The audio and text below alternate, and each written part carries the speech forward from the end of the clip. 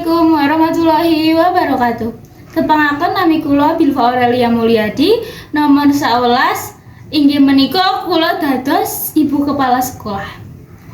Nami kula Clairin Ukaylatina Zakafaratika, nomor 11 paraga kulanipun inggih menika Pranata Cara. Assalamualaikum warahmatullahi wabarakatuh. Sugeng enjing lan sugeng rawuh kula aturake dumateng Bapak Ibu guru, para tamu, saha kanca-kanca siswa SMK Negeri 1 Wonosobo. Mugi ing dinten menika kita tansah pinaringan sehat lan semangat kanggo mengeti dinten ingkang wigati, yaiku Hari Pendidikan Nasional. Acara menika minangka wujud pangabekti kita dumateng Ki Hajar Dewantara, Bapak Pendidikan Nasional. Lan minangka semangat supaya kita tansah ngurmati guru lan sinau kanthi sungguh-sungguh. Kita badhe nglampahi acara mekaten pembukaan, doa, sesuara kepala sekolah lan penutup. Kagem buka acara, sumangga kita sesarengan ndedonga miturut agami lan kapitadosan bareng saben-saben. Sumangga kita sareng-sareng ndedonga dhateng Allah Subhanahu wa taala. Doa saged dipun waos ing sakdalemipun manah. Monggo. Ndedonga dipun pungkasani. Sapunika sumangga kita mirengake sesorah saking Ibu Kepala Sekolah Ibu Bilfa. Dumateng Ibu Bilfa dipun aturi.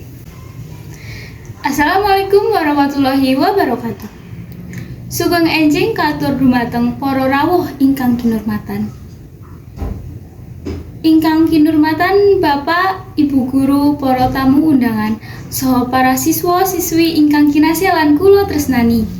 Saking penggalih ingkang paling tulus, monggo kita sami-sami ngaturaken puji syukur saha panuwun dumateng Gusti Allah Subhanahu wa taala. Awit sampun kaparingi kawilujengan, kesehatan lan kasempatan kagem kempal bebarengan ing acara peringatan Hari Pendidikan Nasional punika.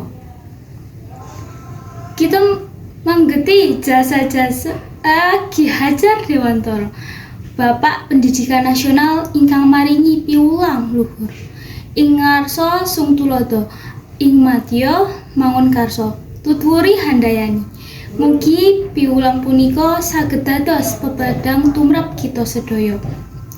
Kula nyuwun dumateng para siswa-siswi supados tansah semangat sinau ngajeni dhateng Bapak Ibu guru lan nguri-nguri kabudayan bangsa. Mugi para siswa saged dados generasi ingkang tangguh, berkarakter sarta migunani tumrap agama, bangsa lan nagari. Menawi wonten lepat atur saking kula saha kekirangan ing pamedharan punika, kula nyuwun agunging pangapunten. Wassalamualaikum warahmatullahi wabarakatuh. Matur nuwun dumateng Ibu Kepala Sekolah ingkang sampun maringi piwulang lan semangat kagem kita sedaya. Saking sesorah ingkang kapedharesaken dening Ibu Bilfa, kapajak ajakan kagem ngaturaken puji syukur dumateng Gusti Allah, mengeti jasa Ki Hajar Dewantara, saha nyuwun para siswa-siswi supados tansah semangat sinau, ngajeni guru, nguri-nguri kabudayan bangsa, supados saged dados generasi ingkang tangguh, berkarakter, saha migunani tumrap agama, bangsa lan nagari, serta nyuwun pangapunten menawi wonten kekirangan. Boten krasa acara sampun dumugi pungkasan. Mugi acara menika ndadekaken inspirasi lan semangat sinau tumrap kita sedaya.